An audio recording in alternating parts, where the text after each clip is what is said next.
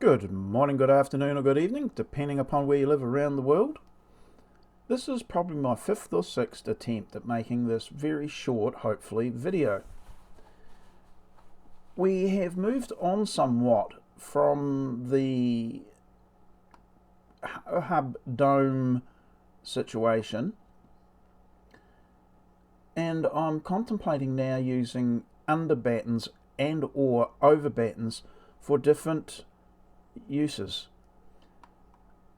And in doing so, I created a few of these under battens, rotated them around as is normal for the way I do it, but I picked up a tiny little discrepancy. And the fact that I have been promoting SketchUp for how accurate it can draw things, not measure. I think that's one of its weak suits, but one of the very few. But when I picked up this absolutely tiny little discrepancy, and I only noticed because I zoomed in very tightly, I wouldn't have picked up at all that tiny amount of inaccuracy, but I did. I have yet to resolve it satisfactorily to what caused it, but I've got a feeling it could be how I created the hubs. It's the hubs that I use when I rotate items, and it's because the surface is true. But when I eliminated that and just used the wireframe structure, it has seemed for now to have eliminated the issue. I would create one under strut or under batten on the bottom of a strut, rotate it round into its correct position, but the darn thing wouldn't line up with the surface of the strut. Why? Well, that's the question. What I'm really pointing to here is that it is wise, it's not always necessary, but wise to figure out what's the problem. If you can make a workaround, as I have got at the moment, without determining that, that's fine.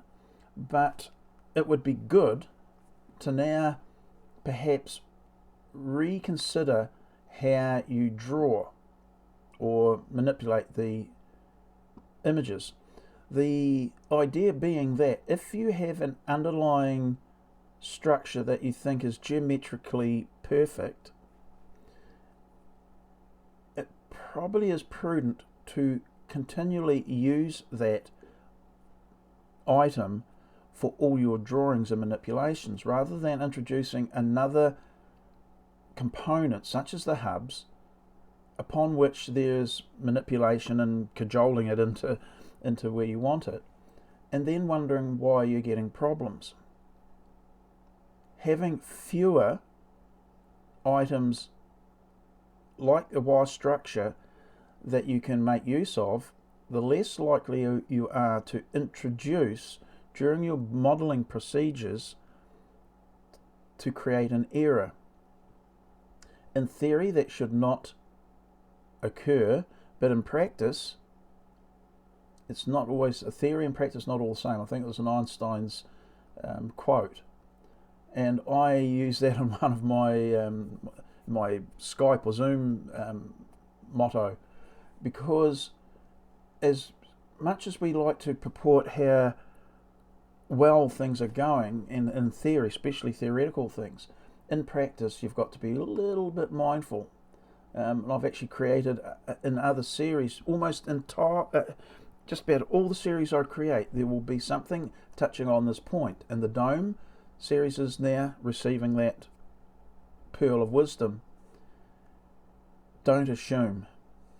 I think I'm not the first person to say that, but we make assumptions, and based upon those assumptions we blunder ahead thinking we've got it correct. In my teaching realm in sport or physical activity, I say that to people all the time. If your foundation is incorrect, it is likely that whatever you build upon it will have some weakness. Maybe not apparent, maybe not a problem, but a weakness nonetheless. Or you become aware of that deficiency much later on, and it costs you a lot to remedy it. And why I have quite a strong view on what we call Kihon Waza, a foundational technique. The dome deserves, this exercise of the dome deserves accuracy, and this video really is just that. I want to touch on that point. Work your problems out early. Well, that's a life lesson, isn't it? One that I haven't followed entirely, but work them out early. Stop if you have to. Go away. Leave it alone. Come back to it and determine your path forward. Progressing for the sake of progressing is going to be short-sighted and serve you badly in the ongoing endeavour. So I am going to redraw all of the hubs in this project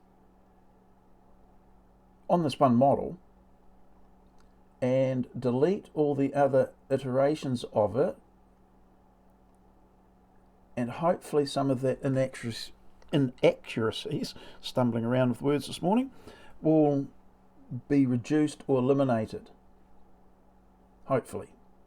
But it doesn't stop from the fact that if you don't have to use another item and you can continually go back to in this case my wire frame structure, you've got less chances of those inaccuracies becoming apparent or being going to affect you. Okay, so again, this is a bit of a rambly one. Some of the ones they're more expelling the thoughts as I've had them, but I just want to emphasize the point that in these conversations, rather than tuitions, I prefer not to think of them like that. It's more like we're a couple of people sitting down having a bit of a natter over a project that we're commonly working on, trying to come up with a better outcome. And that way it doesn't sound as if I'm the authority, whereas really I'm blundering around, possibly like some other people are. Equally, there might be people that will be, again, face palming and going, David, you've got it wrong, you should have been doing it like this. This is not the first dome ever created. Therefore, what I'm doing falls on the heels of other people's efforts. However, my contention is this is the first time that I've done it, and this particular style of dome for my application is specific, and therefore I come at this as I'm going to say a groundbreaking for this particular design, because it's the one that I want to build. It's not something I'm replicating off of someone else.